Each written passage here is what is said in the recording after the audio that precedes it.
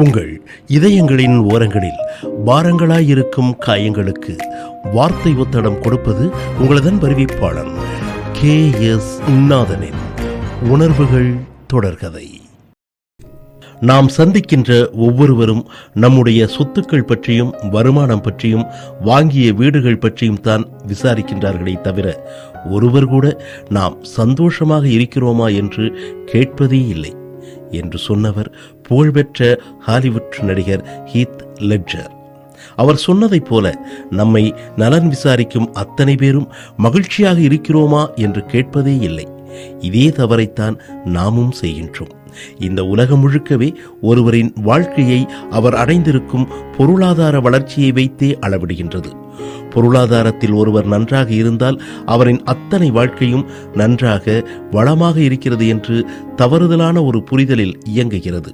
உண்மையில் வாழ்க்கையில் மகிழ்ச்சியாக இருப்பவர்களே பெரும் செல்வந்தர்கள் என்பதை ஏனோ நாம் மறந்து விடுகின்றோம். நிம்மதி, நோயின்மை, உறவுகளின் உறவாடல், நிம்மதியான உறக்கம் போன்ற பல விஷயங்களை இழந்துவிட்டு ஊர் முழுக்க சொத்துக்கள் வாங்கி குவிப்பதாலும் ஊருக்கு ஒரு வீடும் நிலமும் கார்களும் பேங்க் பேலன்ஸும் நிறைந்த ஒருவரால் சந்தோஷமாக இருப்பாரா என்றால் இல்லை என்றுதான் பதில் வரும். அம்மாக்கள் மட்டுமே தங்களது குழந்தைகள் சொத்துக்கள் வைத்திருப்பதை விட ஆரோக்கியமாகவும் சந்தோஷமாகவும் இருக்கிறார்களா என்பதில் அதிகம் அக்கறை காட்டுவார்கள்.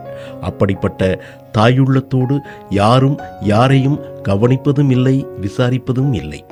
இந்த மாதிரியான ஏக்கம் நடிகர் ஹீத் லெட்ஜர் மனதில் உறுத்திக்கொண்டே இருந்திருக்கும் போல.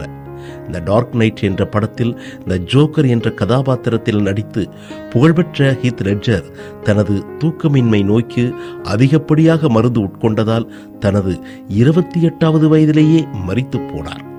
அவர் சொன்னதைப் போல நாம் நமது வாழ்க்கையில் சந்தோஷமாக இருக்கிறோமா என்ற கேள்வி நம் எல்லோருக்குள்ளும் இருக்கிறது.